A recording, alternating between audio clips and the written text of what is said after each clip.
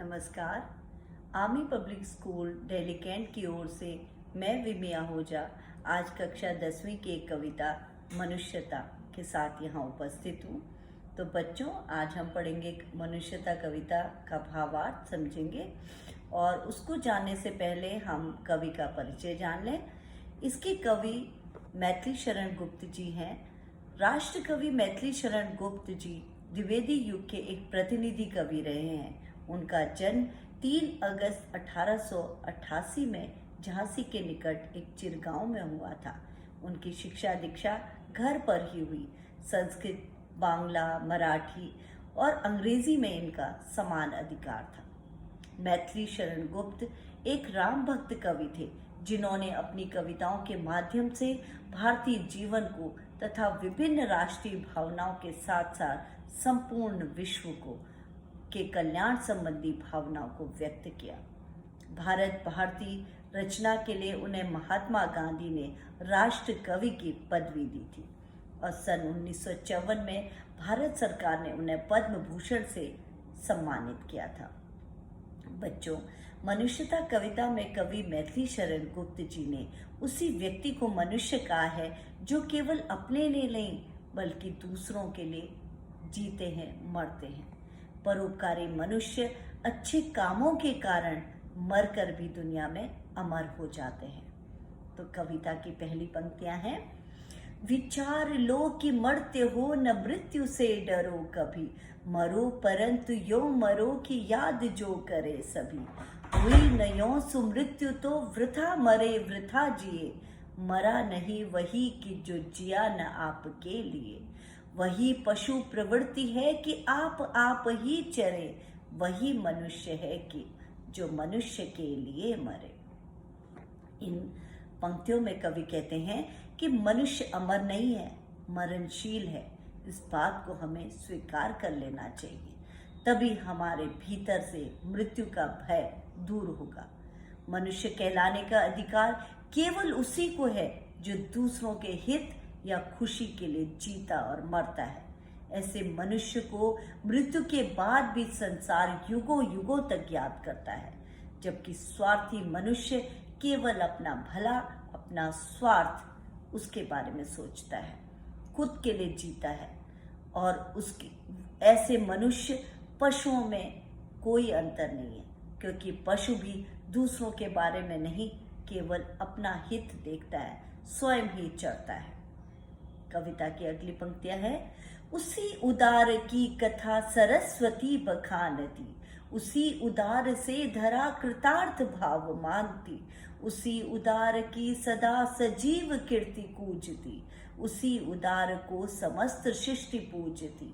अखंड आत्म भाव जो असीम विश्व में भरे, वही मनुष्य है जो मनुष्य के लिए मरे। इसमें कवि कहते हैं कि उदार व्यक्तियों की उदारशीलता को पुस्तकों, इतिहासों में स्थान देकर उसका बखान किया जाता है। उनका समस्त लोग आभार मानते हैं, उन्हें पूजते हैं। जो व्यक्ति संसार में एकता और अखंडता को फैलाता है, उसकी कीर्ति सारे संसार में फैलती है, उसका संसार गुणगान करता है। सही अर्थ में मनुष्य वह है जो दूसरों के लिए जीता है और मरता है। कविता की अगली पंक्तियां हैं। शुद्धार्थ रंति देव ने दिया करस्त थाल भी, तथा दधीचि ने दिया परार्थ अस्ति जाल भी। उसी नर सतीश ने स्वमाश दान भी किया, सहर्ष वीर कर्ण ने शरीर चर्म भी दिया। अनित्य देह के लिए अनादि जीव क्या डरे, वही मनुष्य है जो मनुष्य के लिए मरे। इन पंक्तियों में कवि कहते हैं, कुछ पौराणिक कविताओं का उदाहरण देते हुए कहते हैं कि भूख से व्याकुल रंति देव ने भिक्षुक के मांगने पर अपने भोजन का थाल उसे दे दिया था, और देवताओं को बचाने के लिए दधीचि ने अपनी हड्डियों को वज्र बनाने के लिए दान में दे दिया, और राजा उशीनर ने कबूतर की जान बचाने के लिए अपने शरीर का मांस काटकर बहेलियों को दे दिया था, और दानवीर कर्ण का नाम तो आपने सुना ही होगा, उन्होंने अपने जन्मजात सोने के कवच और कुंडल को दान में दे दिया था। अतः इस नश्वर शरीर के लिए हमें कभी भयभीत नहीं होना चाहिए। सहानुभूति चाहिए, महाविभूति है वही, वशीकृता सदैव है बनी हुई स्वयं मही। विरुद्धवाद बुद्ध का दया प्रवाह में बहा, विनीत लोग वर्ग क्या न सामने झुका रहा। आहा वही उदार है परोपकार जो करे, वही मनुष्य है कि जो मनुष्य के लिए मरे।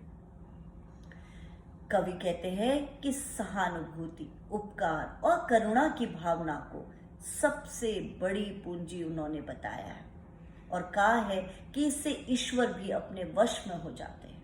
महात्मा बुद्ध ने संसार की भलाई के लिए पुरानी परंपराओं को तोड़ा, इसीलिए तो लोग उन्हें पूजते हैं। उदार व्यक्ति वह है जो दूसरों की भलाई करे। रहो न भूल के कभी मदांत तुच्छ वित्त में, अनाथ जान सनाथ जान आपको करो न गर्व चित्त में।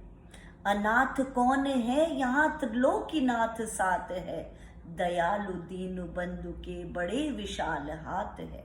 अतीव भाग्यहीन है अधीर भाव जो धरे, वही मनुष्य है जो मनुष्य के लिए मरे। कवि कहते हैं कि अगर किसी मनुष्य के पास यश है, धन है, दौलत है, तो उसे इस बात पर कभी गर्व नहीं करना चाहिए और इस गर्व में अंधा होकर दूसरों की उपेक्षा नहीं करनी चाहिए, क्योंकि संसार में कोई अनाथ नहीं है। ईश्वर का हाथ सभी के ऊपर है। प्रभु के रहते हुए जो व्यक्ति तब भी व्याकुल होता है तो वह सबसे बड़ा भाग्यहीन है। अनंत अंतरिक्ष में अनंत देव है खड़े, समक्ष ही स्वभाव जो बढ़ा रहे बड़े बड़े। परस्परावलंब से उठो और बड़े चलो, सब अभी अमर्त्य अंक में अपंक हो चढ़ो सभी। रहो न यों कि एक से न काम और का सरे, वही मनुष्य है कि जो मनुष्य के लिए मरे। कवि कहते हैं कि अनंत आकाश में असंख्य देवता मौजूद है जो अपने हाथ बढ़ाकर परोपकारी और दयालु मनुष्यों के स्वागत के लिए खड़े हैं।